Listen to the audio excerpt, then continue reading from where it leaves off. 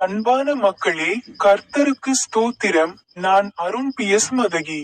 உங்கள் அனைவருக்கும் அன்பான வாழ்த்துக்கள். இன்று பிப்ரவரி 9ஆம் நாள், 2026ஆம் ஆண்டின் 2வது மாதம்.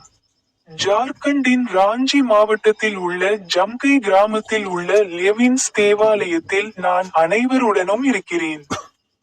நான் அவரது பைபிள் வசனங்களில் ஒன்றை பற்றி பேசினேன். ஆமோஸ், அத்தியாயம் 5.